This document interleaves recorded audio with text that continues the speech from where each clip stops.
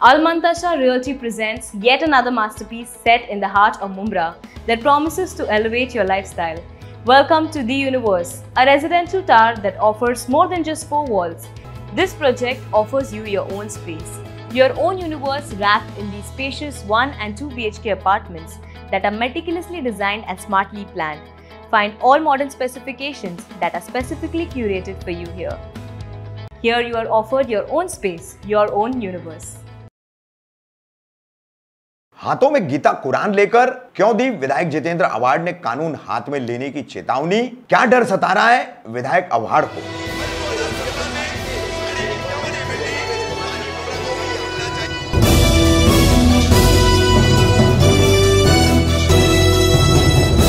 मैं रफीक कामदार, हिंदुस्तानी रिपोर्टर में आपका स्वागत है।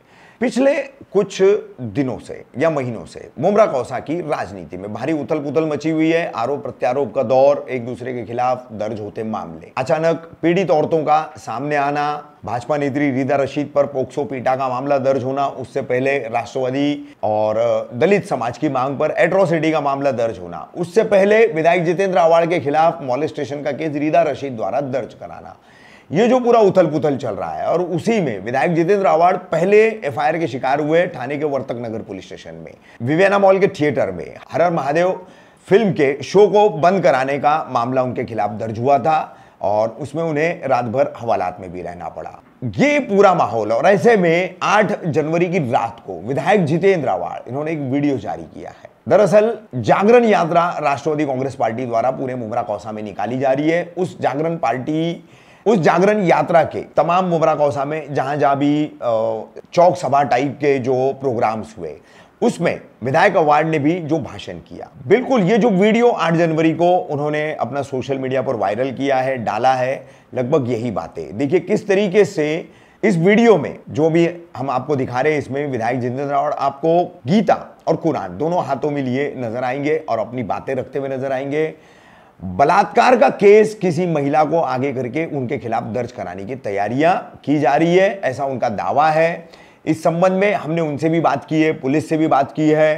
पुलिस का एक ही कहना है कि फिलहाल तो ऐसा कोई मामला अभी सामने आया नहीं है, मगर शिकायत अगर आएगी तो शिकायत तो दर्ज करना पड़ेगी। तो पुलिस के इसी स्टैंड ने, इसी भूमिका ने विधायक जितेंद्र आव्हाड को और उद्वेलित कर दिया है। इस वीडियो में जिस तरीके से वो उद्वेलित होकर के साफ तौर पर अगर ऐसा होता है और जो भाजपा नेत्री रीदा रशीद दो मामलों में आरोपी होने के बावजूद उस पर कार्रवाई नहीं हो रही है, उनको गिरफ्तार नहीं किया जा रहा है, इसके चलते जो उनकी उद्वेगना और बढ़ी है, उनका जो अपने आप में वो आंदोलित होकर के तमाम जो बातें कह रहे हैं, तो वो जो एक गुस्सा जो दिखाई दे रहा है, उसके चलते उन्होंने कानून हाथ में लेने की भी बात इस वीडियो में कही है।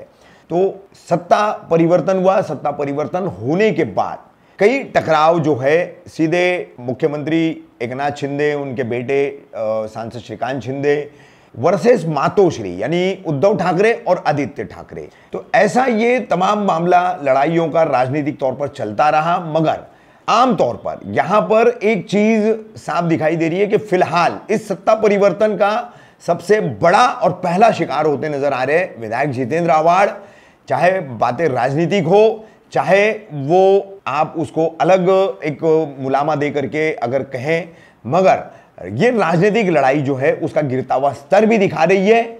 और मुमरा कौसा के स्तर पर अगर बात करें तो बातें जो है वो कहने की अपनी जगह सब अपने अपने हिसाब से कह रहे हैं, मगर इस्तेमाल औरतों का हो रहा है और खास करके मुस्लिम औरतों का हो रहा है।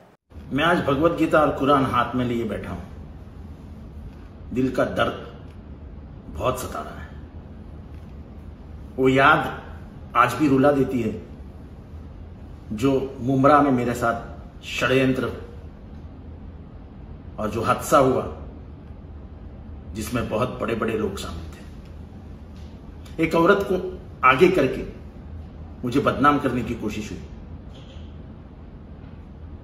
मैंने उस दिन कहा था कि मेरे पे 302 लगा लो, लेकिन यह गुनाह मेरे पर मत लगा। अगर किसी मुमरा वाले को लगता है कि मैं गुनहगार हूं तो आके सामने बोल दो मुझे, मैं फिर से कभी मुमरा नहीं आऊंगा। लेकिन जो किया ही नहीं उसके सजा में क्यों?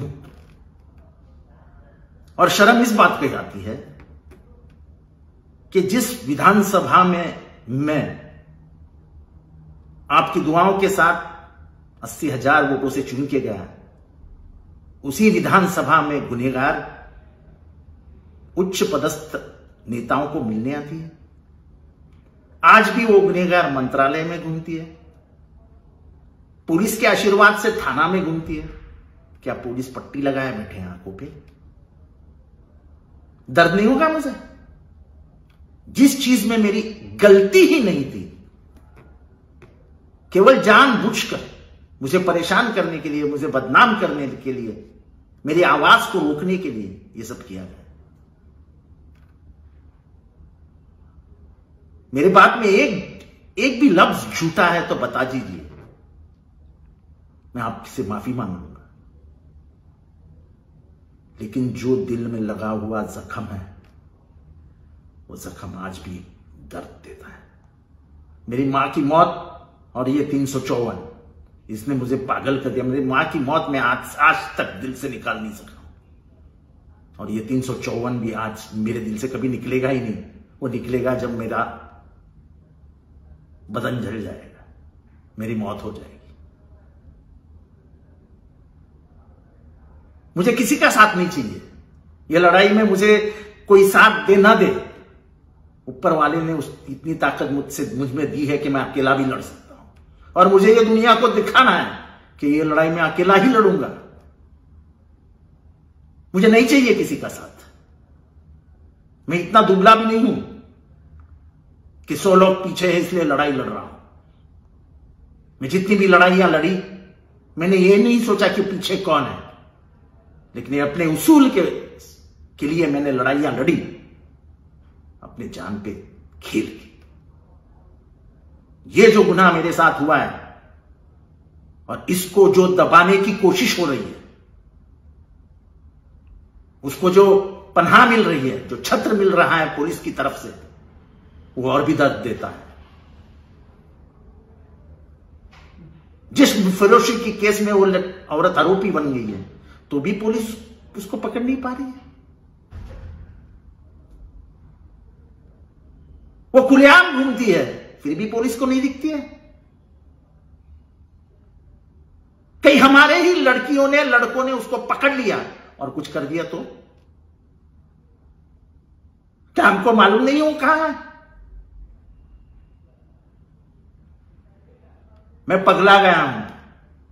कहीं मेरे हाथ से वो काम न हो जाए जो कानून के खिलाफ है।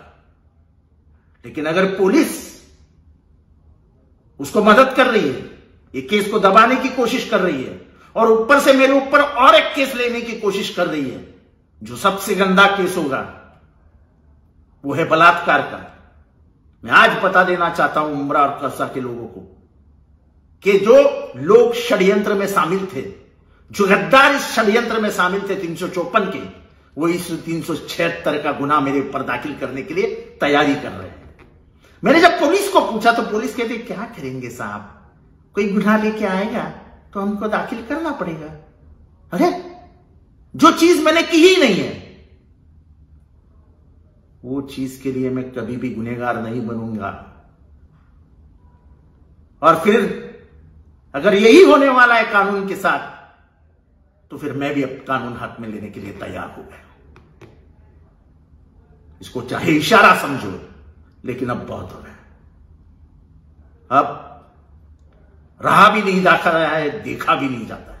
बस ये कुरान और भगवद गीता हाथ में लेके मैं आपसे एक कहानी कह रहा हूं।